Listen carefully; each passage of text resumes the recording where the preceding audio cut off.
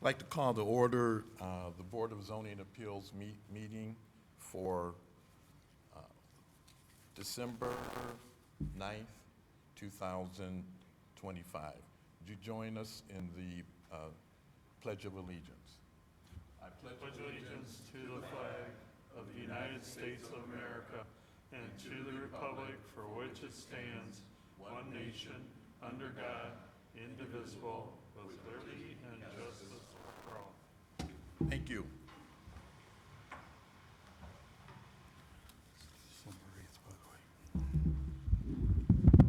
Correction, December 8th, 2025. Megan, would you perform roll call for us? Yes, Michael O'Rourke. Here. Tom Corris. Bill Jarvis. Here. Michael Davis. Here. Okay, first on the agenda is the approval of the minutes of the Board of Zoning Appeals meeting of November 24th, 2025. So moved, Mr. Chairman. Have a motion from Mr. Curris. Is there a second? I'll second it. Second from Mr. Jarvis. Megan, would you perform roll call for us? Michael O'Rourke. Yes. Tom Corris. Yes. Bill Jarvis. Yes. Michael Davis. Yes. Next on the agenda is public action and public hearing.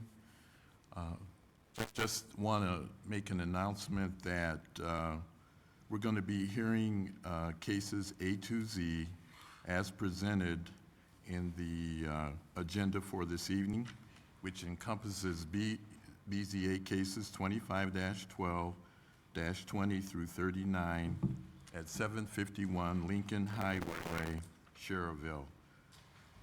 But we will vote on each one of these individual cases at the end of the discussion. And Megan, would you also attach a copy of tonight's agenda to the minutes of the meeting once concluded? Yes. Thank you. So,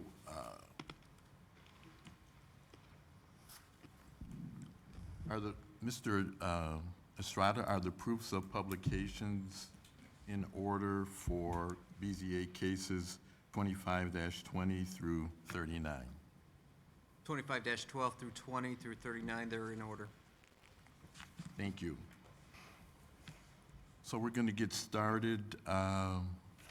Would like to call to the rectum whoever's going to speak on behalf of the Family Express Corporation. It's Mr. Weiser.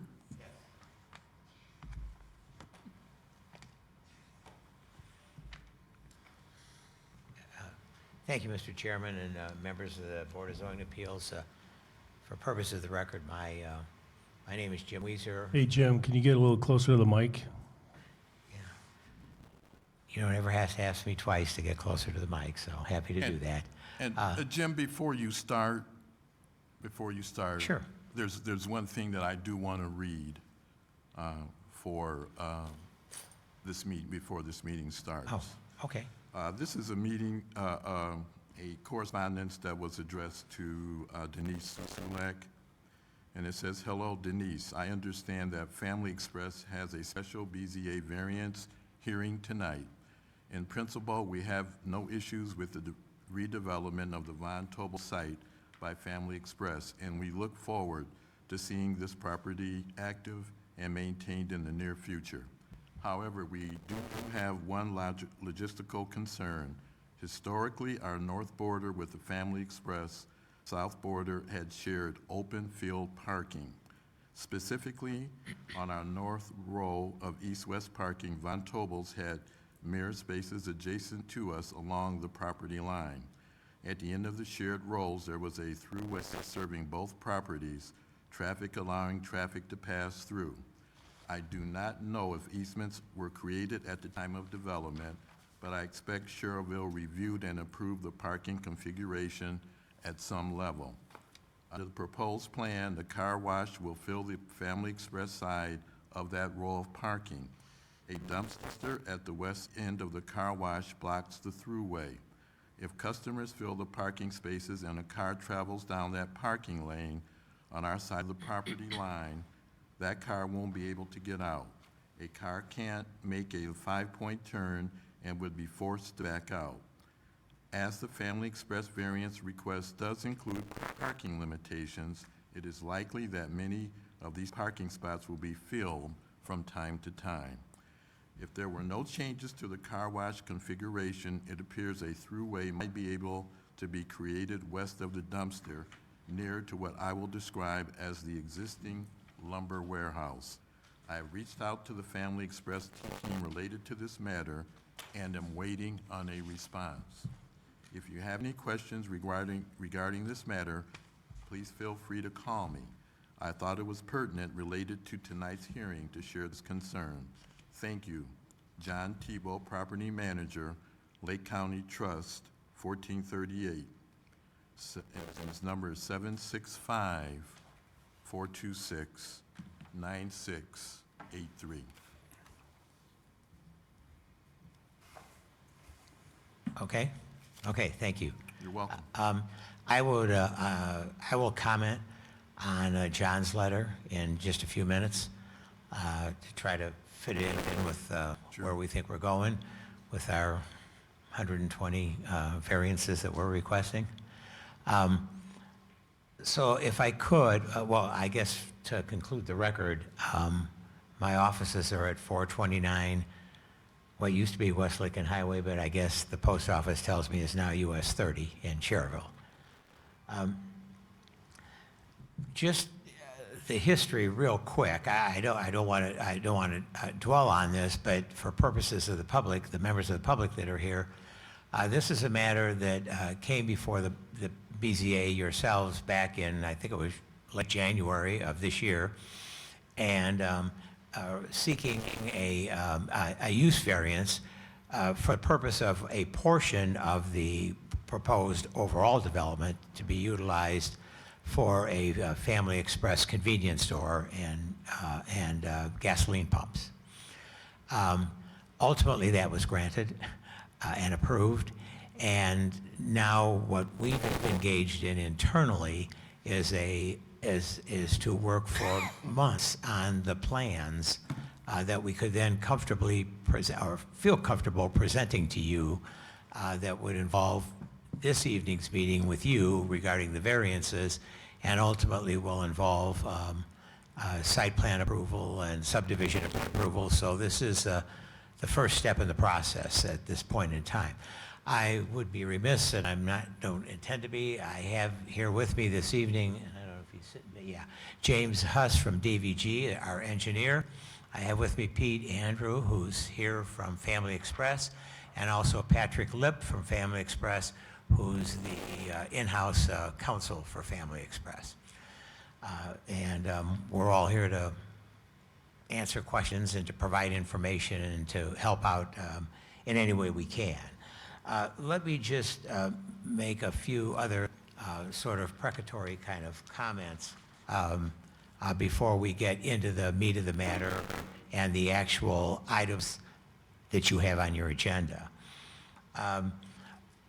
During our planning process, we met on several occasions with the staff, going over a number of the issues and a variety of approaches to what makes sense in terms of the planning process for the town of Schererville and for us. And in doing that, one of the questions that we addressed, and I just want to make you aware of it, it isn't germane to tonight's variance considerations, but it will be germane, assuming we get approved, to future work in terms of the subdivision and site plan, is the concerns that were expressed at your meeting last year relative to traffic and relative to Klein Avenue, especially Klein Avenue south of 30, going towards the roundabout. And I won't take a deep dive into this. We just want you to know that there was a lot of time spent on this, a lot of time spent with the staff, with your engineer, and with our team to determine what makes sense. And I can relay to you that it's resulted in a design of a thoroughfare design south of Klein, where there will be some dedicated right-of-way that we will dedicate to the town, and there will be additional lane or lanes, and a significant improvement that will be shown on future plans, and that will all be accomplished at the cost of Family Express. It will not cost the town other than the exorbitant fee that Neil charges for engineering review. Other than that, it doesn't really cost the town a whole lot.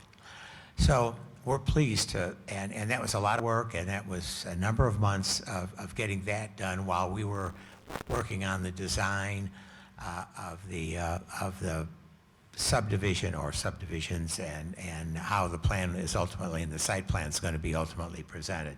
And I wanted you to be aware of that as well.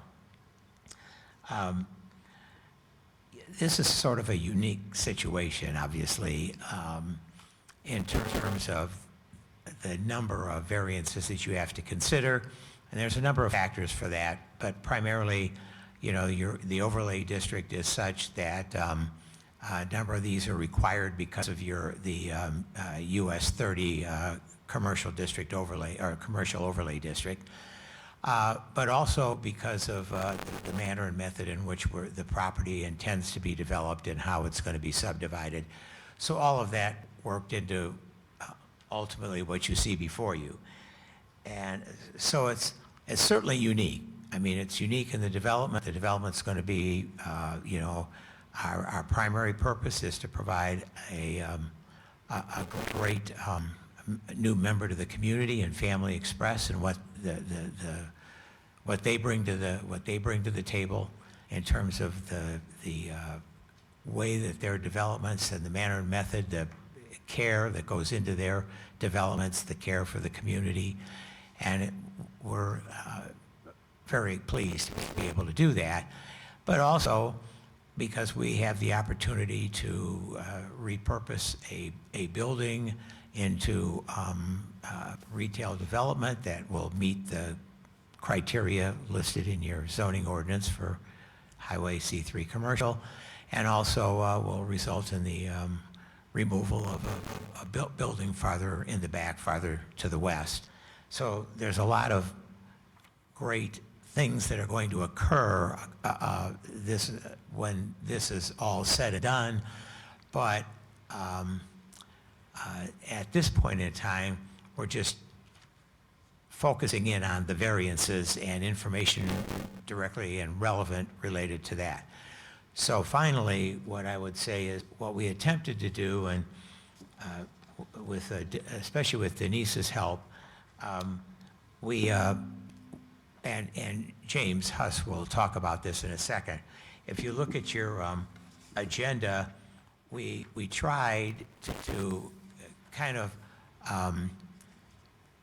bunch the requests into like four buckets of variances that we needed in overall categories.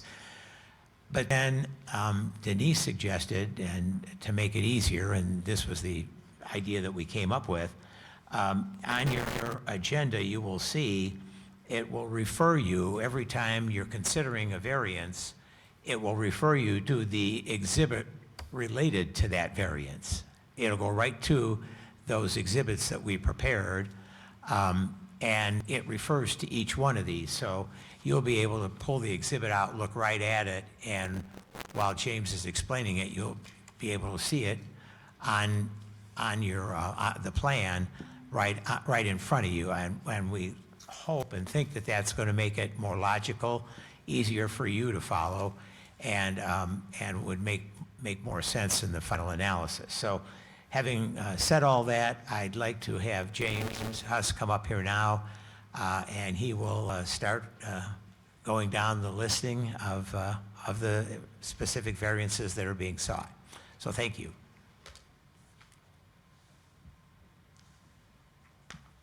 Good evening. Good evening. If I could just expound on Jim's initial remarks and just describe the totality of the development is that Family Express intends to occupy 9,800 square feet in the easternmost portion of the main Von Tobel building, as we'll refer to it. Go ahead. I can say that to you. I apologize. I told you at the end of my comments I'd comment on John Tebow's letter, and I failed to do that. So let me just say that John reached out, I think the same day that Denise got, was it Thursday, Denise, or whenever that letter came? I think so. So John, in any event, John reached out to us with a copy of the letter he sent to Denise. And, you know, truth be told, John and I go way back and on developments in this community, and known John a long time and had the good fortune in the past to represent himself and his family. So he reached out and said, hey, this is our concern, copied it. So I got hold of John, and I said, John, we received the letter. I forwarded it to the engineer and to the representatives of Family Express, and I'm confident that we have some room to discuss your concerns and see how we can adequately and hopefully address them and see what we can come up with, and that we're going to work on that. Well, I talked to John again today and emailed him, and we emailed back and forth, and he agrees. He knows that it's, and he even mentioned to me, he said, I know this is more a site plan and subdivision issue than it is an issue for the variances. I just wanted to make sure you were aware of it.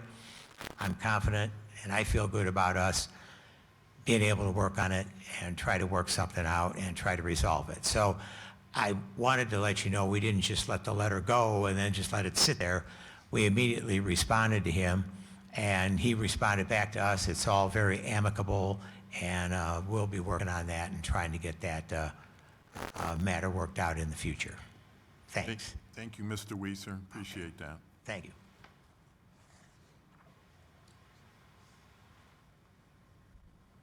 So the core of the petition is Family Express's desire to obviously occupy 9,800 square feet of the property, but more importantly is their desire to salvage and repurpose, whether themselves or potentially market to other parties, what is in total an additional 60,000 square feet of modifiable square footage and infrastructure that is already in the property that was the Von Tobel facility.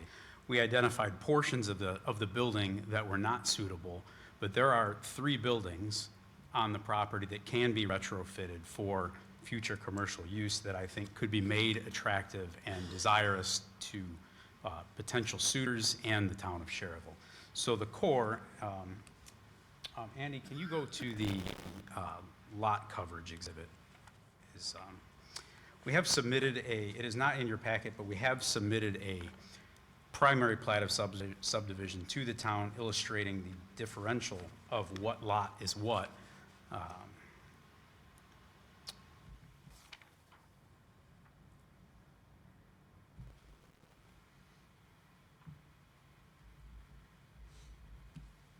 And it's in your packets as well. It's the BZA lot coverage exhibit.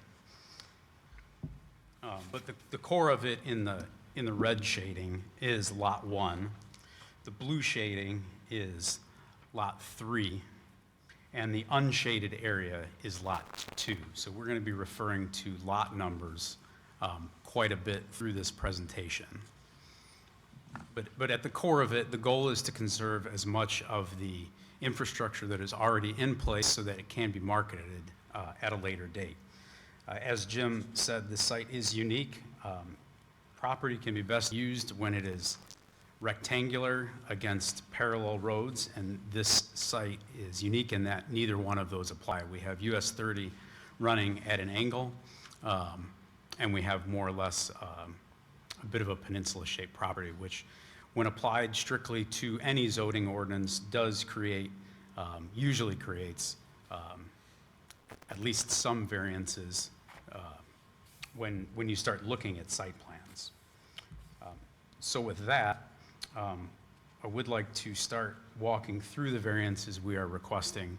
I would respectfully request, but by all means, you certainly have the right to ask any questions if you need to jump in, but in sake of time and clarity, I'm going to try to not breeze through them by any means, but walk through them in order. So Jim, if I could ask you to go to the BZA setbacks exhibit. Should be 2 or 3 pages. And certainly I believe board members have the papers in their packet as well. It's probably easier looked at from them. So the first variance we are requesting is related to Lot 1 and its front yard or front building setback with respect to Lot 30. The C3 zoning ordinance describes that a building must, with respect to Route 30, sit between 60 feet away from the right-of-way line and 95 feet away from the right-of-way line. So as you see that red stripe, that would represent the area that a building needs to sit within. And as you can see, we have a very small portion that complies of the existing Von Tobel building, and we have a considerable amount that was legal non-conforming before that. Unless we demolished the structure and reoriented it parallel to Route 30, we would have a very difficult time with a building this size of fully adhering to the C3 requirements. So the specific variance we are requesting is to provide a 33-foot front yard, which is the closest point we are. And then there is also a requirement for a 20-foot landscape strip, which Von Tobel was not providing. There are portions of the site where the pavement goes more or less to the right-of-way line that we would like to maintain, specifically in the northeast tip of the Von Tobel building. So that is variance 1, an exemption from the front yard setbacks for Lot 1 with respect to US Route 30. The second variance we are requesting is, again, Lot 1. The C3 zoning code requires different numerical requirements, but the same thing, that the code speaks to any building on Klein Avenue, in this case, must be situated anywhere between 15 feet and 55 feet away from the right-of-way line, which obviously Von Tobel's, the existing building is considerably farther away from that.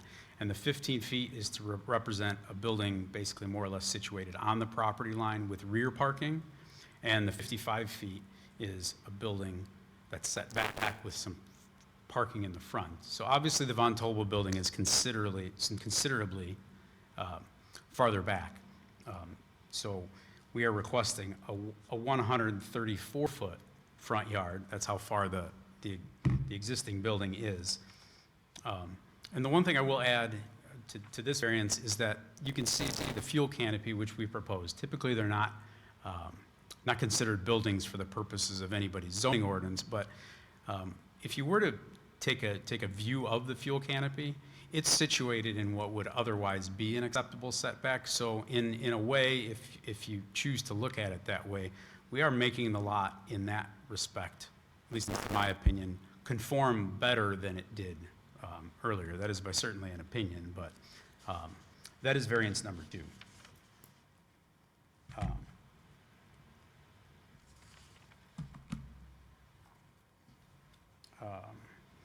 And then variance number 3 is related to Lot 2. If you can see the light purple shading in the upper left of this exhibit. As we are subdividing the lots, we need to ask for variances for each lot. So again, we are talking about the same variance in that the US 30 facing side of Lot 2 has the same 60 to 90 foot requirement. And as you can see, the building that we intend to salvage, retrofit, repurpose is fully out of that acceptable setback range. So in this case, we are requesting to maintain and repurpose that building and request a 133-foot setback, which is again the furthest that that building sits away from the US 30 right-of-way line. Just so I don't leave it out, there is a 2-foot landscaping strip today, so we're also requesting that variance given that the existing property did not provide, was legal non-conforming with respect to that. landscape strip.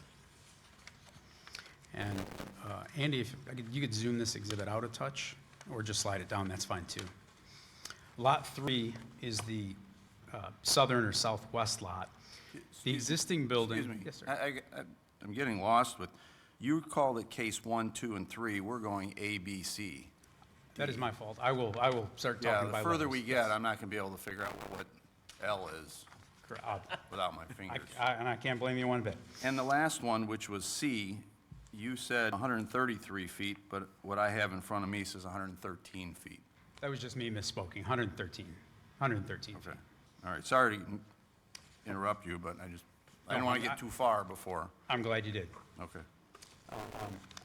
Variance D is related to the southwest lot, Lot 3. The existing building, its rear yard is 17, the existing building is 17 feet away from the property line. I would consider this a rear yard, and in the case of this lot, the rear yard setback is 30 feet. So we're asking for a 17-foot setback on this lot, simply to allow the building to remain where it is. Quite simply, if this variance wasn't granted, the only other option would be a partial demolition of that building, which we intend to repurpose. We're moving on to some simpler ones, at least I think. Andy, if you could move to the lot coverage exhibit, which just should be the next page. Yes, this is it. So I'll deviate a little bit on this. The property, the totality of the property was very paved today. There's no questioning that. C3 zoning code speaks to a maximum allowable lot coverage of 80%. So you can have 80% pavement, building, curbs, dumpster enclosures, but 20% must be grass. When we subdivide, and the existing property did exceed 80%, so it was legal non-conforming with respect to lot coverage. Now, some of these numbers are different lot by lot, but before I get into that, I do want to make very clear we are proposing less impervious area on the totality of the Von Tobel property than exists today. So I can very confidently state that while marginally, we do intend to decrease the amount of pavement on the future subdivision. But in the case of Lot 1, which is shaded in red on this exhibit, we are requesting 95% lot coverage, which is much, much higher than 80. I do understand that. But this was the lot that was harmed the most, at least on paper, by the subdivision of the lots. Even on Lot 1, we are actually still decreasing the amount of pavement that existed before. But that is variance E, is that we are requesting a 95% lot coverage on Lot 1.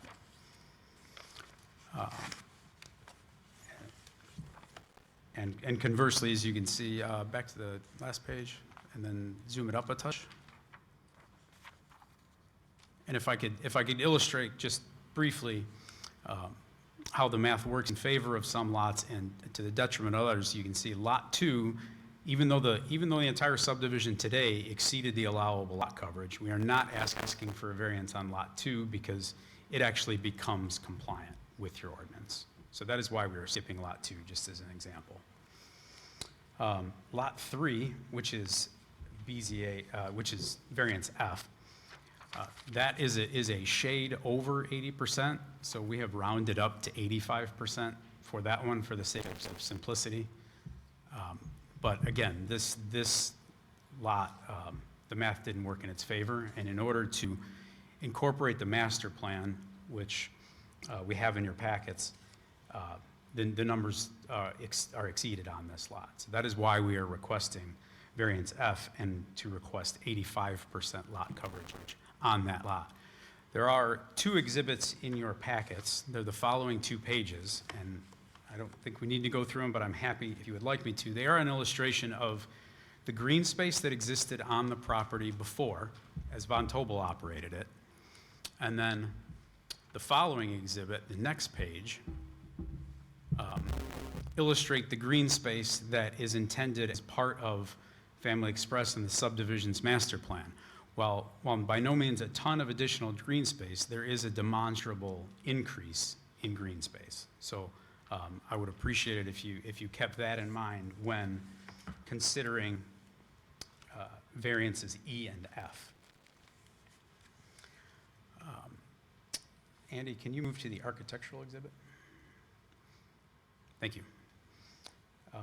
I will be the first to admit this will probably be the hardest exhibit to follow, but I will try my best, and I will ask you to bear with me. C3 zoning, this is variance G.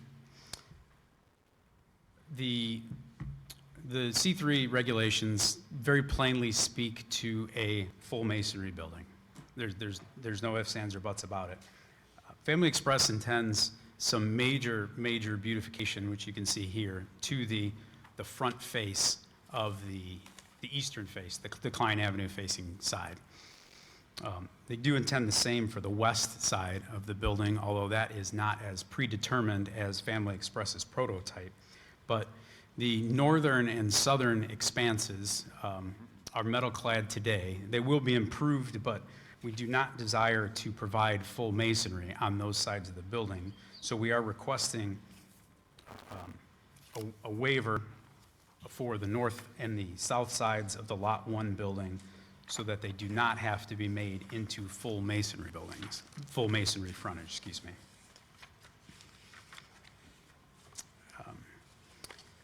Variance H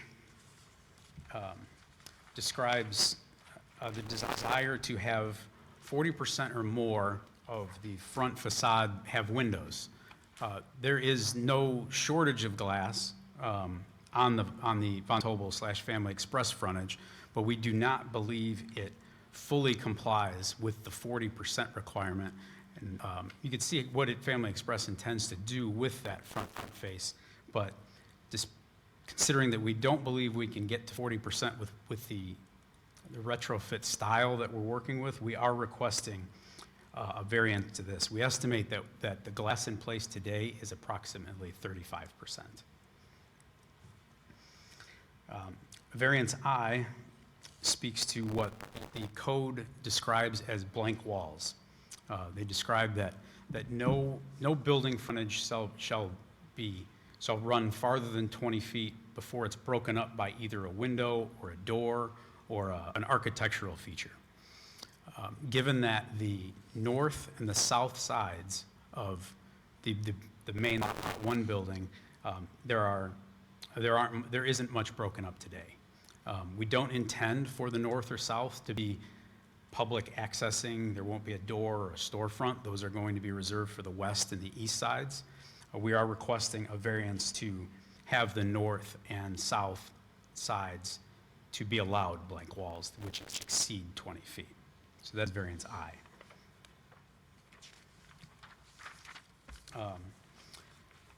Variance J is related to Lot 2, the northwest building, which in fairness, what we do know about the Lot 2 building is that its potential front facings are going to be its north, its west, and its south sides.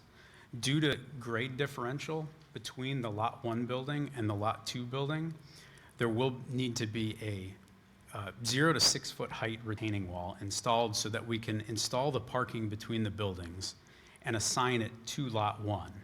So because of that, the east face of the Lot 2 building will almost certainly only have emergency doors on it. And there would be no purpose for, say, a window between 2 and 8 feet tall, because you would just exit and you would be looking at the back of a retaining wall. So yes, sir. Sorry. You're calling it Lot 2, on your drawing it's Lot 3. If we're on J, we're on J? I do understand where you're seeing that. That is, That's what it says on here. it does. I see exactly what you're The referring to. structure to Lot 3. So you're talking about the area between the two buildings. The right building is Lot 1, I believe is what you're calling it, and the left one is Lot 3 on your drawing. That was a previous, in fairness, it should be frozen on the drawing, but that is Lot 3 referring to the old Von Tobel subdivision. I would love for it to not be there because I can see the confusion it's causing. Okay, so we're talking about that building to the west of the big building. Yes, that is the Lot 2 building. So because the east face of the Lot 2 building will not have any utility beyond emergency exits, we are requesting the blank wall variance on that building, but again, only for its east face. It's the expectation that when a retrofit plan for that building comes forth, that the northwest and the east, and northwest and the south faces do not require this variance. So we're trying to be as specific as possible on that. Andy, can you move to the loading areas and curb cuts exhibit, which should be the next page, and zoom that out a touch? These are some more simple ones.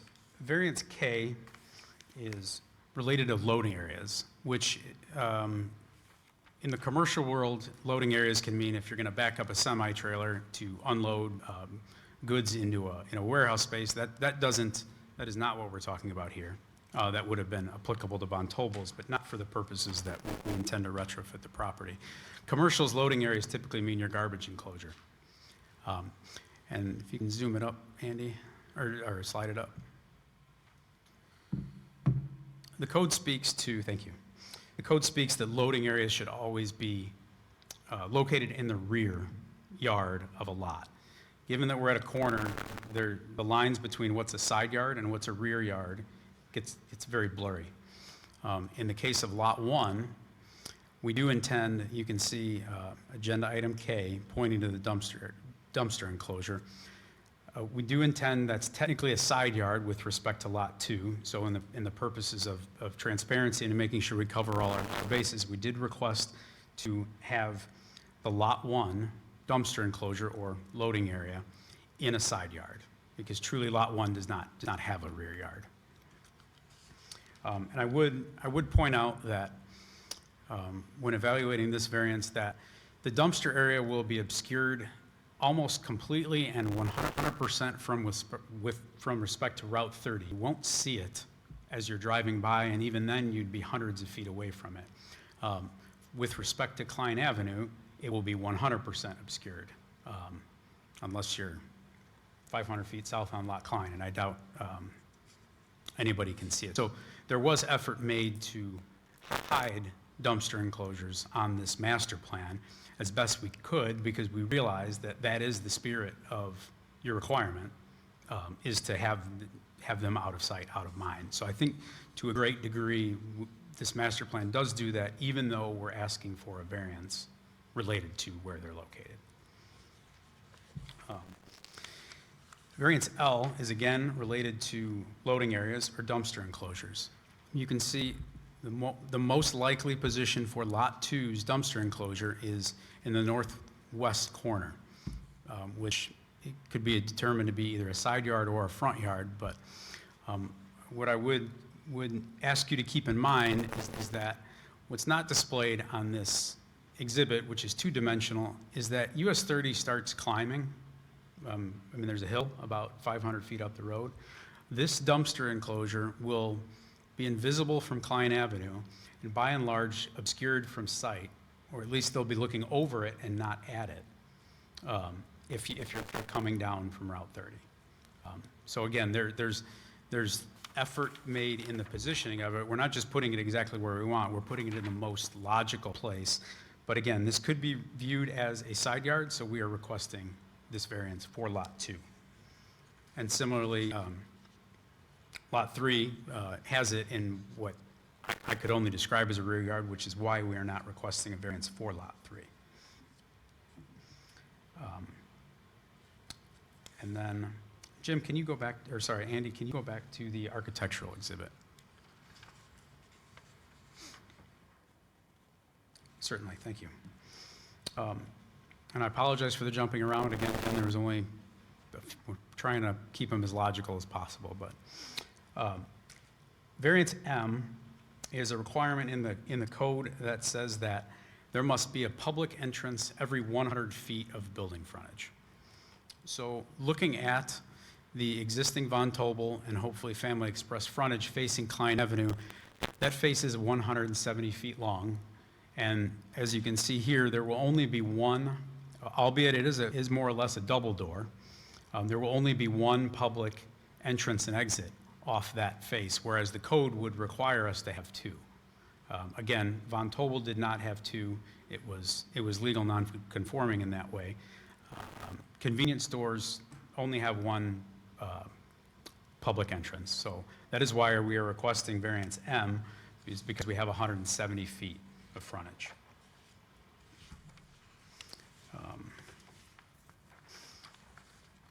I will combine speaking about items N, O, and P, because they are the exact same variance, but with respect to each individual lot.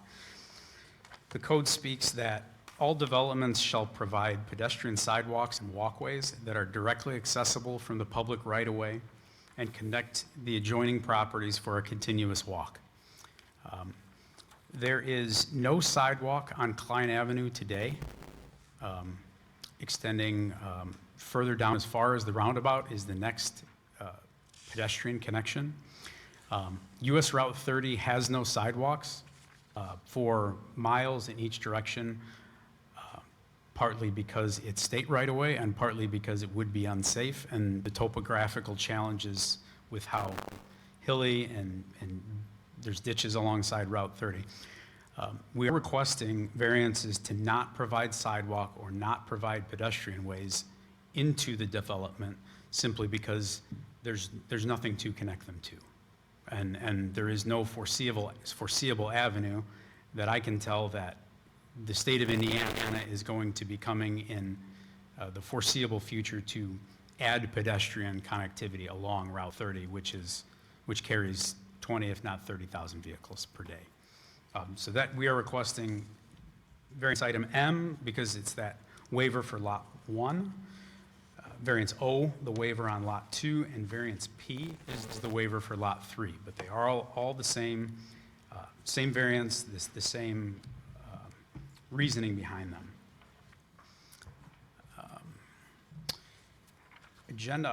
Variance Q is related to curb cuts.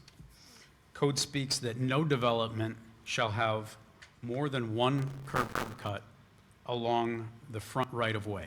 Lot 1, you could argue, has two fronts, and they have a US 30 driveway, which will be on their lot, and then they have half of the Klein Avenue driveway.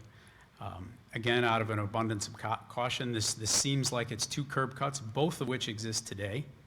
And so legal non-conforming, we are asking for this variance to maintain those curb cuts as they exist today with few, if any, modifications. But given that lot 1 has two on their lot, we believed we needed this variance.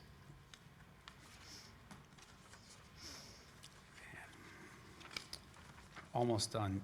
Andy, can you go to the lighting exhibit? We do realize that the town of Schererville is very strict as it relates to their lighting ordinance, and Family Express is no stranger to meeting photometric requirements. We do intend on fully complying throughout the rest of the property, but there are some unique aspects to the subdivision plan that we are requesting a variance to exceed your 3/10 foot candle requirements for very specific reasons and in very specific locations. This is not a writ large request by any means.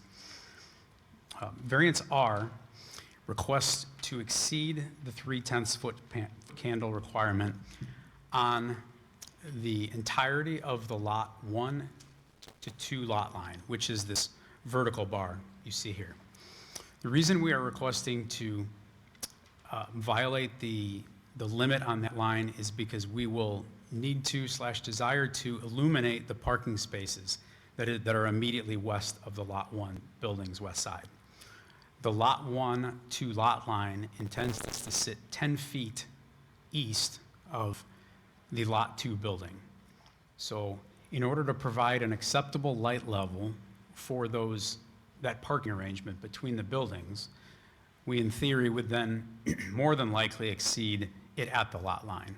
And I would hearken back to our request for the blank wall for the lot 2 building, is that there's very low likelihood that there will be any windows or anything but an emergency door on the east face of the lot 2 building. So any light spillage would not per se shine into somebody's office and cause them headache at night. The light will more or less be shining on an otherwise improved wall so that, at least in my opinion, the spillage would not disturb anything. And so again, we're only asking for it to provide appropriate illumination for the parking stalls, which is generally something desired both by towns and business owners. Variance S, again, is to exceed the 3/10 foot candle requirement along the Lot 2 and 3 lot line.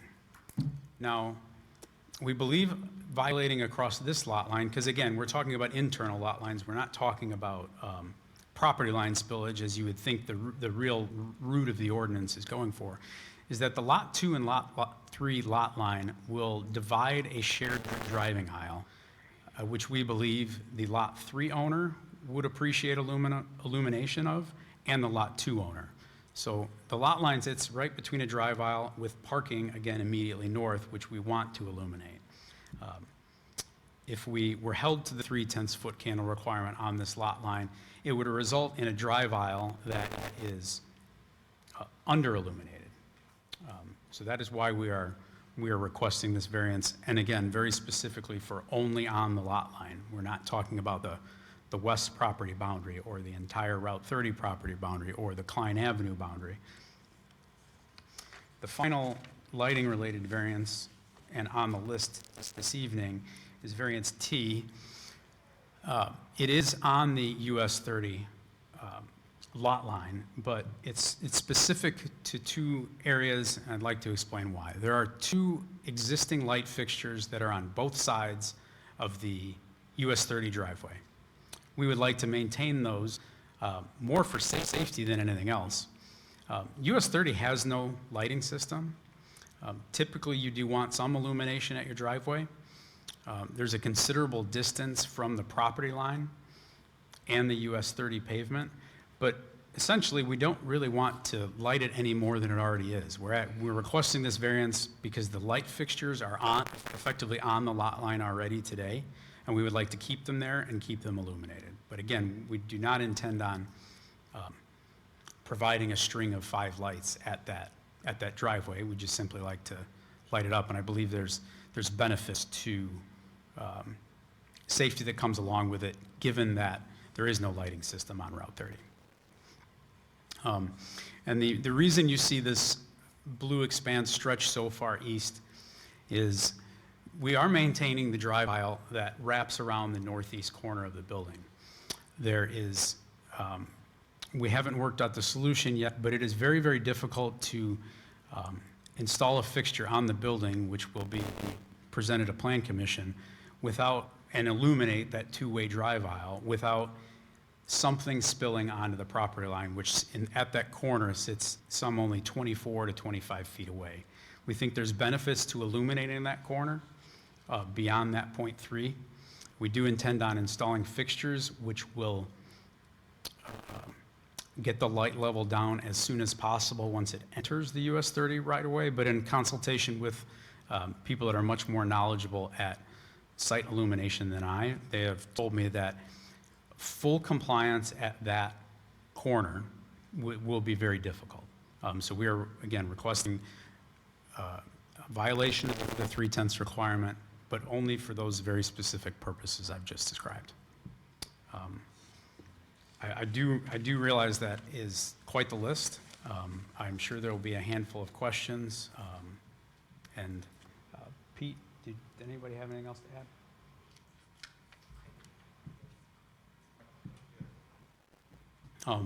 I appreciate your patience and minimal interruptions. I'd now like to open it up to any questions you have.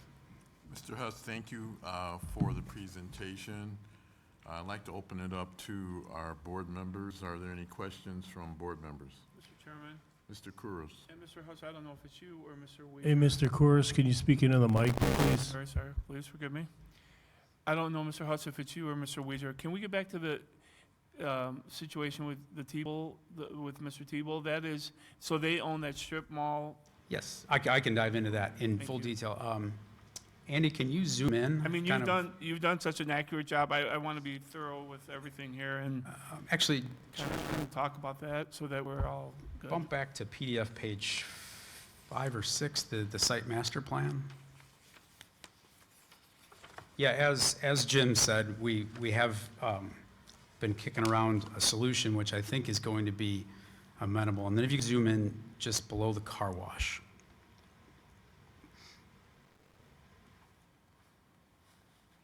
So there is an existing double bank of parking stalls. The south line of those parking stalls is maintained. It's going to sit just south of the dumpster enclosure and the car wash. Now, the center dividing line between those two rows of parking was actually substantially out, about a whole 5 feet onto the Von Tobel's and now Family Express property line. We identified that early on, that Family Express's intent for the property and positioning a car wash and a dumpster over enclosure in this general area of the property didn't need to move its improvements all the way to the property line and make the southern row of parking defunct by being too short for no good reason. I mean, we actually made this decision months ago to move our curb line a little bit further into our property so that we are removing the northern row, but the southern row of parking will be maintained even though 25% of it is on Family Express's property. So while it's not illustrated here, what John speaks to is that before, vehicles would be able to go west, and if they found a full bank of parking, they had an opportunity to turn north onto Von Tobel's land, essentially right where the dumpster enclosure is positioned on this illustration. Okay. That convenience would go away, but what I'm sure Family Express would be happy to do is to more or less stripe out a no parking area in the gap north of that catch basin. And we believe what that would do is if a motorist were to come down that lane between the Grit Fitness building and the parking stalls, we give them an opportunity to perform a three-point turn and go back around. It arguably is less convenient, but it is no less, it doesn't subtract from the utilities of the parking stalls that Family Express was happy to allow to be maintained. The gap between, the Grit Fitness building isn't illustrated on this position, but there is more than enough space between the building and where the parking row starts for somebody, it's greater than 24 feet, which is more than enough space for a two-way drive aisle. So there should be no issues with somebody three-point turning in a no parking area space. So we haven't submitted that to John in writing, but we have bounced it around and we've consolidated on that solution. I'm sure when this project is hopefully constructed that we're going to be striping our lot, I'm sure we can get that done for him. All right, thank you very much. Any other questions from board members? Mr. Jarvis?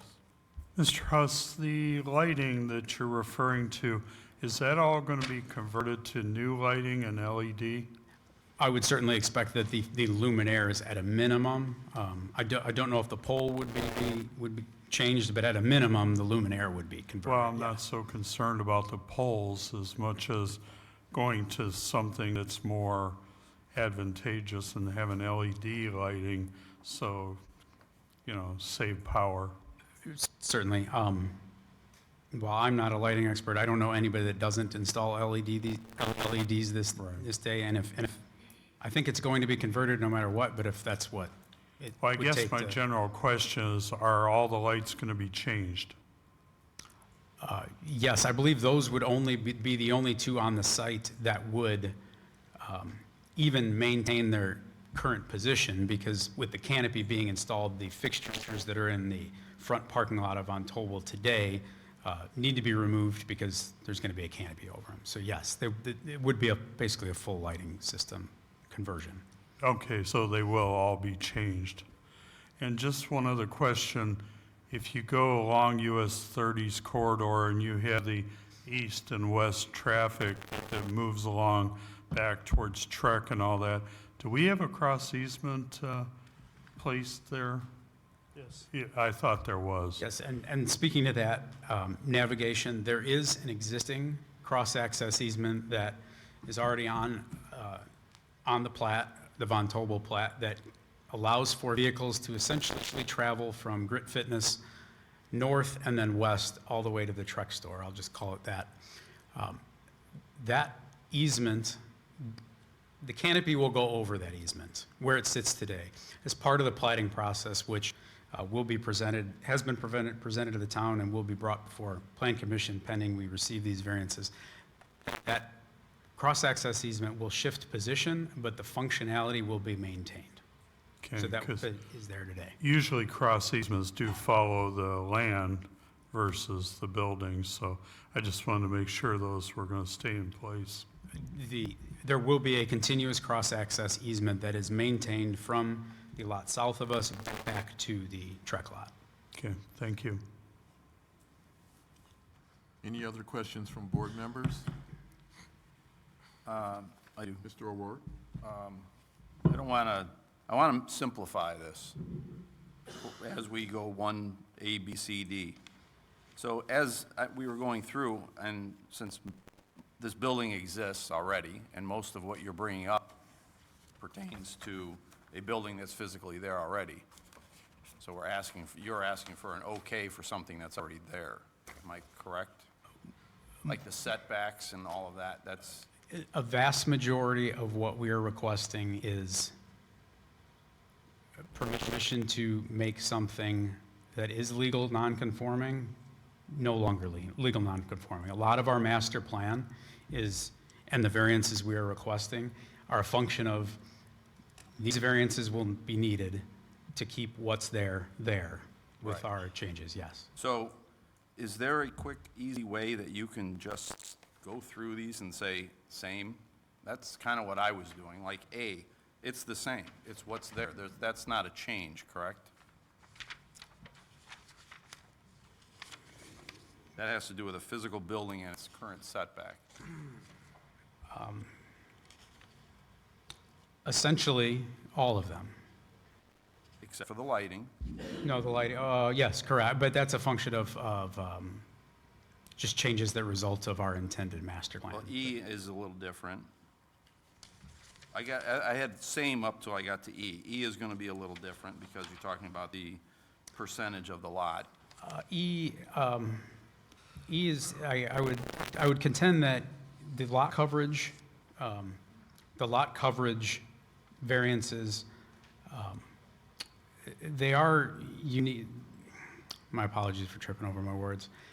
They're not the same, but they still are in that in the totality of the subdivision. Right. We are still making an improvement. So I think if you look at it through that lens, you could classify it as asking for the same because we're actually making it better. But, you know, when we're talking about the building with the glass, that's the same.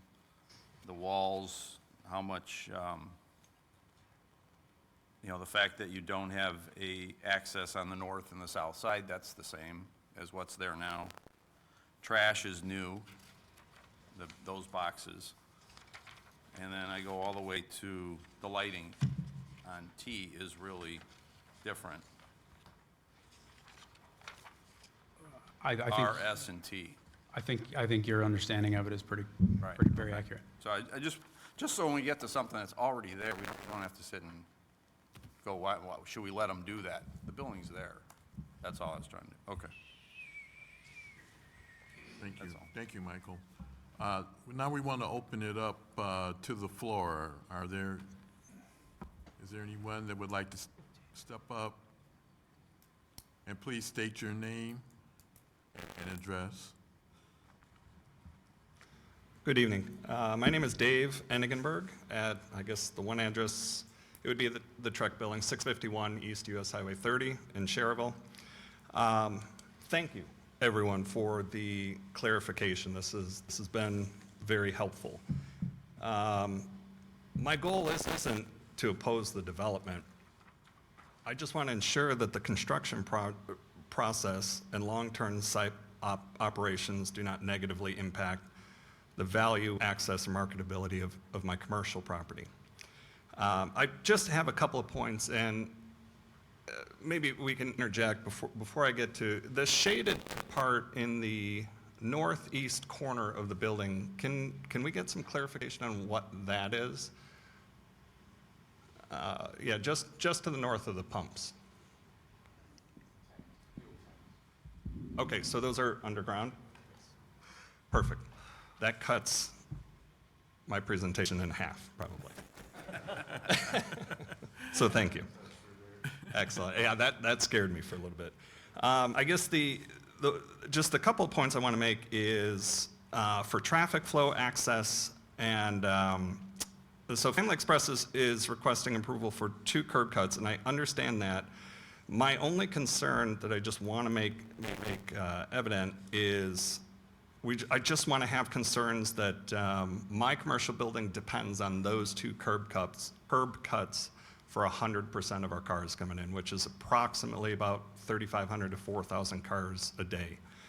To go on top of that, the development of it, which I completely am behind, we also want to make sure that we do have a large amount of pedestrian traffic, both from the bike path that's behind the building and inside the parking lot. And I think we'd all be amazed at how much traffic we actually get on that easement that goes from Von Tobel to the building. My requested condition would be to require a traffic management plan to ensure, and I don't know if that's BZA or not, but require a traffic management plan to ensure the development doesn't restrict access or visibility on those two curb cuts, even during construction. That's my major concern. If we shut down for a day, we've got kids that can't learn to swim. We have runners and cyclists that can't come to the building. That construction impact on adjacent businesses, I would love to hear more about a staging plan that prevents blocking shared drive lanes, and especially that easement, or visibility to the adjacent parcels. My third one, I'm almost done here. The side yard loading areas and operational impacts. The only one that I see is the item L. We're requesting variances allowing loading service areas and operations in side yards. The dumpster in L is going to be put right on the drive, and with the large amount of traffic, I just want to make sure that, one, it's not an eyesore.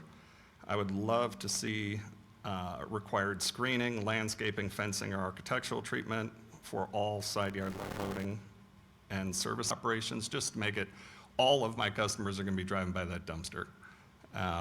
So I would love to see that just not ugly, smelly, and with garbage trucks coming in and out if possible. The lighting spillover, the 3/10 candle limit, that was actually a wonderful presentation. I can skip right by that.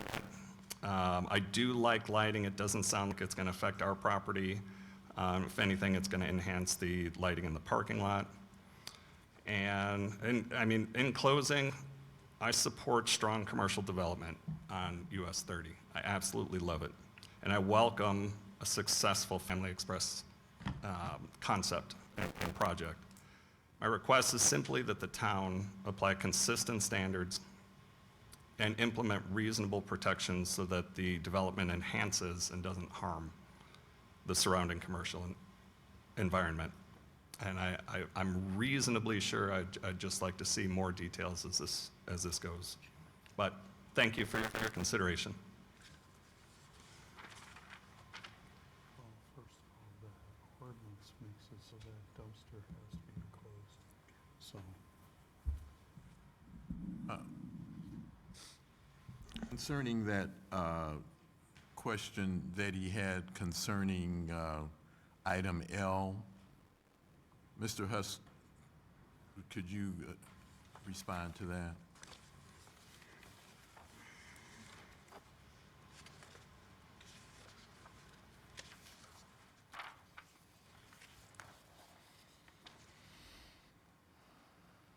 Certainly. As far as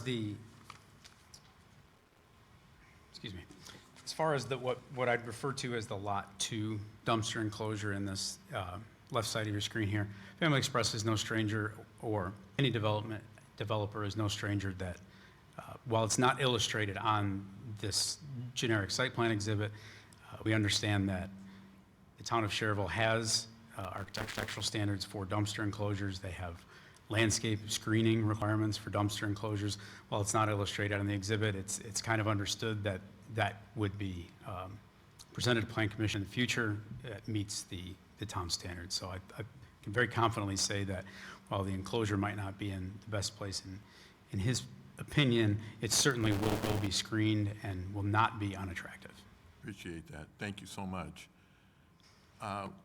Mr. Weiser, at the beginning of your communication, you stated some very good information as it relates to traffic and some of the things that Family Express had done since over the course of this calendar year. Would you like to just expound a little bit on that?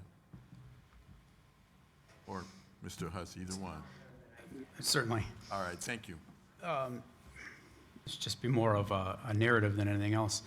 When we first started engaging with town staff about the plans, the first and immediate concern they had was, at least in my opinion, less related to the master plan and more related to ensuring the master plan did not preclude the town of Schererville from making some improvements to Klein Avenue. We've done some preliminary investigations, validated their concerns, and the benefits that having US 30 cut through your community brings a lot of motorists that aren't from town to spend money in your town, but it also brings congestion, it brings traffic, which is a blessing and a curse. The other curse is when that major arterial road is maintained by the state of Indiana with their budgets and their timelines, and in some cases their inability or unwillingness to make other improvements. In the case of the Klein Avenue and US 30 intersection, everything prioritizes traffic on US 30 to the detriment of the local routes, whether it's Austin Avenue, whether it's Klein Avenue, whether it's Burr Street. And what that creates a condition where there's very, very little green time for the local route to enter US 30 or even cross US 30. And it was very apparent that specifically at night, more than any other time, or the PM peak hour, that we've all seen the queues for motorists traveling southbound on Burr Street. I drove by it. I drove by it on the way to this meeting, and it was even longer when I spent an hour watching it a couple months ago. So it's a real problem. And town staff said, how can we fix this? And the solution we identified through some thoughtful dialogue is the only way to increase the amount of cars that are able to cross US 30 from the north, because we have so limited green time, is to give them an extra lane to do so in. That creates some challenges in and of itself. But that's really the only solution when we can't tell the state of Indiana to give us more green time, because we're just going to have a bigger backup on Route 30. So we identified some flexibility, and we arrived at the geometry that you see illustrated on the screen here, which carries two southbound lanes and otherwise maintains the existing lane configuration. The delays for southbound motorists were demonstrably greater than northbound motorists. And the consensus was that Family Express, as a condition of hopefully receiving these variances and future Plan Commission action, was that Family Express would donate the 5 feet additional that would be needed to incorporate the geometry you see before you. And if everything goes to plan, that would also allow the town of Schererville, in time with this development's construction, to do the same thing on the north leg. And I've shared my thoughts with Andy before, and I'll share more of them in the future. But the goal is to sync up that improvement, because ultimately Family Express adding 2 lanes on the south leg won't do anything until we add them to the north leg. So the goal, or the greater master plan, is that we're all working together to improve what we have control over And that solution is to add an additional through lane southbound. Thank you very much. Are there any other comments from the public area out there? If not, I'm going to bring it back to the board. Any I do additional- have one, Mike, over here. Go ahead, Jim. Mr. Huss is correct. We are currently working on a plan to improve the intersection on the north side of 30 at Klein Avenue. We have the right-of-way. We don't need any additional right-of-way, we don't think, but our engineer's working on that right now so that they go together in sync with this project, should it go forward. Thank you, Jim, for You're that welcome. clarification. Appreciate it. Is there, if there's nothing else from the public out there, we're going to bring it back to the board. Any additional questions from the board at this time? Mr. Chairman, Mr. Jarvis? Andy, could you focus on the northeast corner of the lot where the fuel tanks are? Okay, I understand those are fuel tanks, I understand they're underground, but you basically have a cross easement there, and you have north-south traffic on the Klein Avenue side along your property, as you can see by the arrows. Could you give me an overview of when your fuel dumps are going to be made and how the trucks are going to be positioned? Because you have a lot of movement there. And what are you going to do to respond to that? I would suggest either late night drops or early morning drops. So if you could expand on that, I'd appreciate it. Sure. My name is Peter Andreu. I'm with Family Express. I oversee design and development for them. Fuel deliveries vary depending on usage, obviously, but we always do them at night or before 5 a.m. to minimize impact to our customers. What you see, the two dotted, the heavier dotted rectangles, those are the different size tanks. The larger ones, triple compartment, had various grades, the other one's regular. The space to the north is where the fuel tanker will pull up to offload. So any traffic that's going in there would be, you still get around there. You know, we have cones when we offload the fuel for safety purposes, but typically the fuel tanker will pull up to where the sign is located there, to the space north of the rectangles, offload, and then they will exit. Yeah, I would say most of your sites don't have this much movement on that space. So having your fuel dumps either very early in the morning or late at night would probably be the best choices, and not necessarily wait till the tanks get as low as what would be the norm. Right, and depending on the site, it could be a couple times a week, it could be once a week, it varies, but typically it's during non-disruptive hours, non-peak hours of our stores. Yeah, and as long as you maintain that, we'll be great. Thank you. Thank you. Any other questions from board members? Yeah, just one. Mr. O'Rourke? This picture here shows just single pumps, right? So we're not going to have two cars, bumper to bumper? That's correct. That's correct. I think that's a plus when we're talking about cars traversing all around from the north to the south. Okay. And I would add to Mr. Jarvis's question, while the platted easement is only on the east side of the canopy and wraps around, obviously during those fueling or operations, which will be only a small fraction of a given day, motorists, there's a two-way drive aisle to the west of the canopy as well. So a motorist, say coming from Grit and going to Trek, will still have an avenue through the site that even Family Express's customers will be using as well. Well, I like the site plan, don't get me wrong, I just figured having a time where those trucks dump would probably be advantageous to Family Express. Just because you don't want the safety issue of cars and anything like that. I know you put the cones out, I've watched, at your operation at other places, how you do it, and you do a great job. This one, you're really going to have to watch.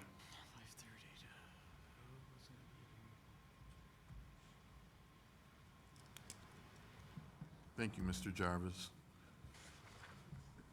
If there's nothing else from the board, I think we've had some very good information provided to us tonight. And so we're going to move on to public action and public hearings and look for a recommendation, starting with BZA Case A, number 25-12-2751 Lincoln Highway. And we will go through, starting with A through Z, and go through them individually and vote. So, Mr. Chairman, if I may. yes. Attorney Estrada, usually I read these things thoroughly. What parts to make it legal do Yeah. you need? Because we have a lot of items here. Yeah, I get paid by the hour, so I want it all. Right?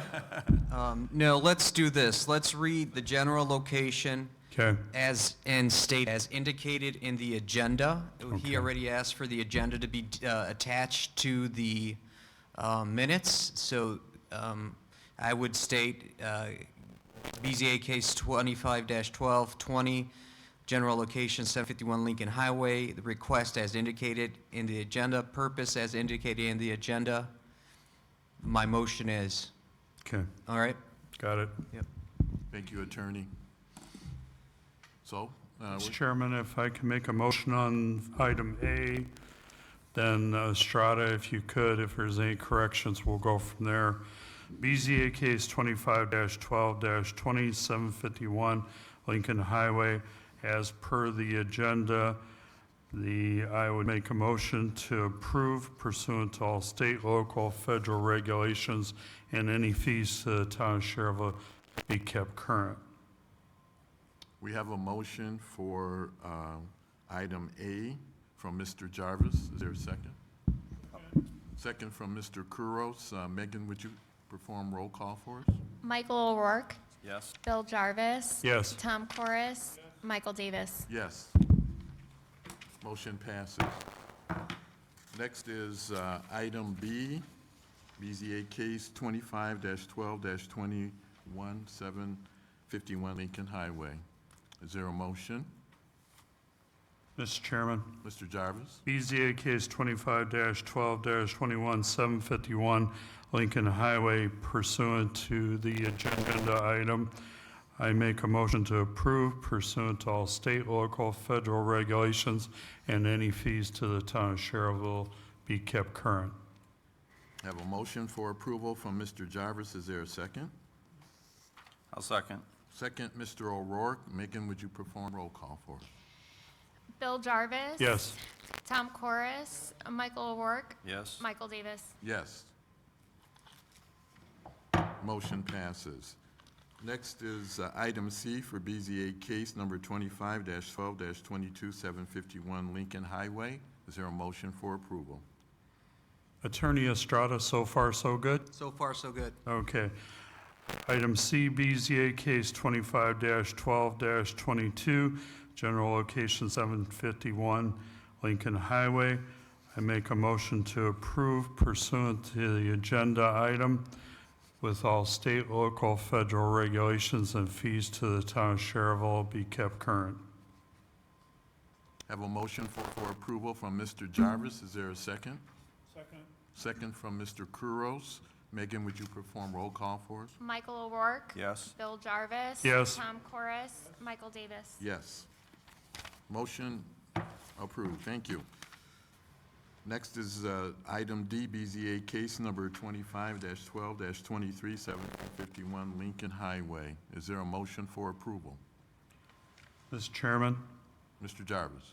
BZA case 25-12-23751 Lincoln Highway. Pursuant to the agenda, I make a motion to approve pursuant to all state, local, federal regulations and fees to the town of Schererville be kept current. Have a motion for approval from Mr. Jarvis. Is there a second? Second. Second by Mr. O'Rourke. Megan, would you perform roll call? Bill Jarvis. Yes. Michael O'Rourke. Yes? Tom Corris. Michael Davis. Yes. Motion passes. Next is item E, BZA case number 25-12-24-751 Lincoln Highway. Is there a Mr. motion Chairman? for approval? Mr. Jarvis. BZA case 25-12-24-751 Lincoln Highway pursuant to the agenda. I make a motion to approve with all items, the state, local, federal regulations and fees to the town of Schererville be kept current. Have a motion for approval from Mr. Jarvis. Is there a second? Second, Mr. Kuros. Michael O'Rourke. Yes? Bill Jarvis. Yes. Tom Corris. Michael Davis. Yes. Motion approved. Mr. Chairman, Yes. item F, BZA case 25-12-25, 751 Lincoln Highway. I make a motion to approve pursuant to the agenda item with all state, federal, local variation, It's all good. good enough? Yeah. The fees to the town of Schererville be kept current. Motion for approval from Mr. Jarvis. Is there a second? Second. Second by Mr. O'Rourke. Tom Corris. Yes. Bill Jarvis. Yes. Michael O'Rourke. Yes? Michael Davis. Yes. Motion approved. Mr. Chairman, Mr. Jarvis. item G, BZA case 25-12-26, 751 Lincoln Highway. I make a motion to approve per the agenda items and the state, local, federal regulations and fees to the town of Schererville be kept current. Motion for approval from Mr. Jarvis. Is there a second?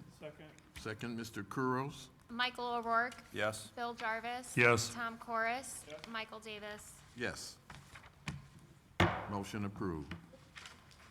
Mr. Chairman, Mr. Jarvis. item H of the agenda, BZA case 25-12-27, 751 Lincoln Highway with state, local, federal regulations and fees to the town of Schererville be kept current.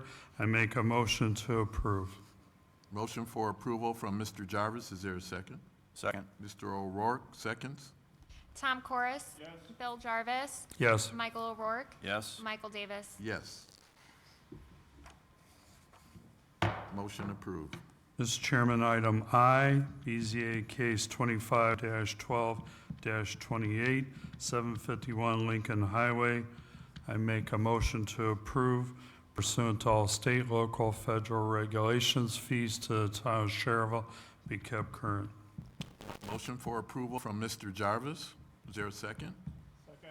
Second, Mr. Kuros. Michael O'Rourke. Yes? Bill Jarvis. Yes. Tom Corris. Michael Davis. Yes. Motion passes. Mr. Chairman, Yes, Mr. Jarvis. item J of the agenda, BZA case 25-12-29, 751 Lincoln Highway. I make a motion to approve pursuant to all state, local, federal regulations and fees to the town of Schererville be kept current. Motion for approval from Mr. Jarvis. Is there a second? Second. Second, Mr. O'Rourke. Tom Corris. Yes. Bill Jarvis. Yes. Michael O'Rourke. Yes? Michael Davis. Yes. Motion passes. Okay, Mr. Chairman, item K of the agenda, BZA case 25-12-30, 751 Lincoln Highway. I make a motion to approve pursuant to all state, local, federal regulations, fees to the town of Schererville be kept current. Motion for approval from Mr. Jarvis. Is there a second? Second, Mr. Kuros. Michael O'Rourke. Yes? Bill Jarvis. Yes. Tom Corris. Michael Davis. Yes. Motion approved. Mr. Chairman, Mr. Jarvis. item L of the agenda, BZA case 25-12-31, 751 Lincoln Highway. I make a motion to approve pursuant to all state, local, federal regulations and fees to the town of Schererville be kept current. Motion for approval from Mr. Jarvis. Is there a second? I'll second. Second, Mr. O'Rourke. Tom Corris. Bill Jarvis. Yes. Michael O'Rourke. Yes. Michael Davis. Yes. Motion approved. Mr. Chairman, Mr. Jarvis. item M of the agenda, BZA Case 25-12-32, 751 Lincoln Highway. I make a motion to approve pursuant to all state, local, federal regulations and fees to the town of Schererville be kept current. Motion for approval from Mr. Jarvis. Is there a second? Second, Mr. Kuros. Michael O'Rourke. Yes. Bill Jarvis. Yes. Tom Corris. Michael Davis. Yes. Motion approved. Mr. Chairman, item N Mr.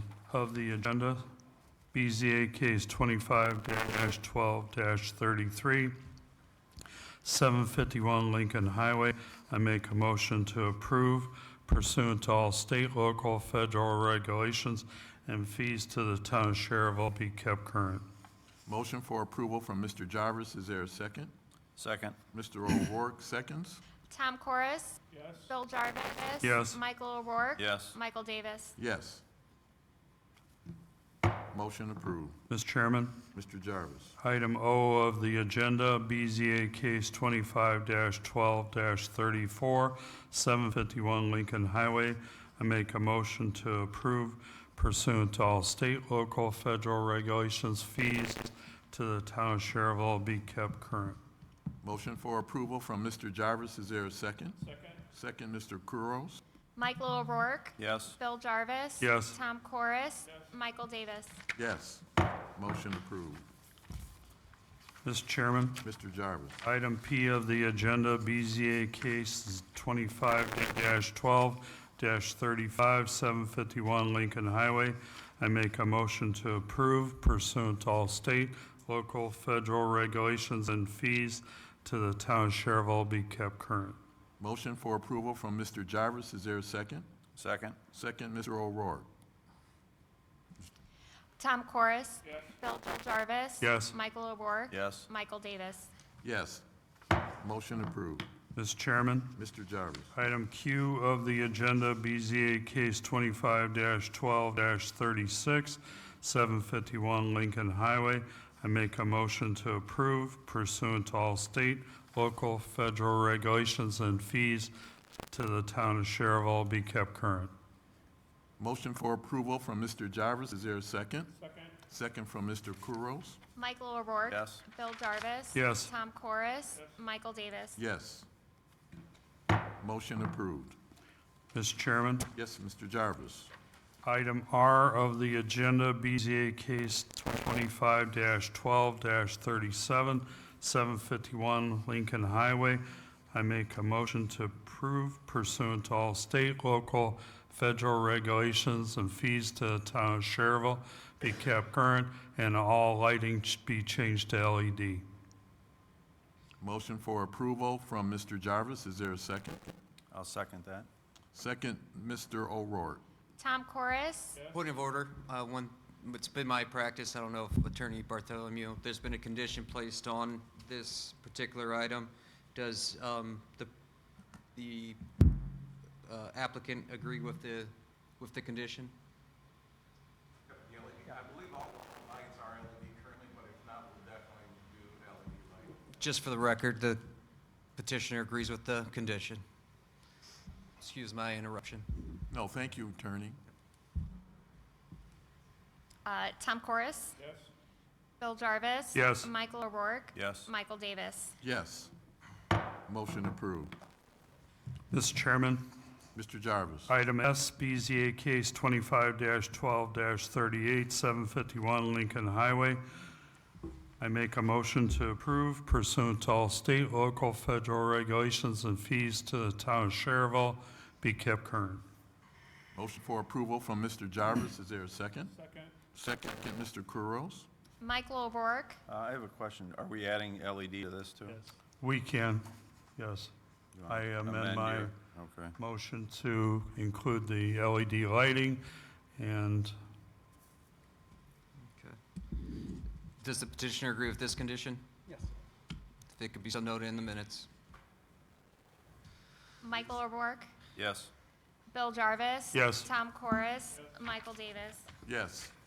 Motion approved. Mr. Chairman, Mr. Jarvis. item T of the agenda, BZA case 25-12-39, 751 Lincoln Highway.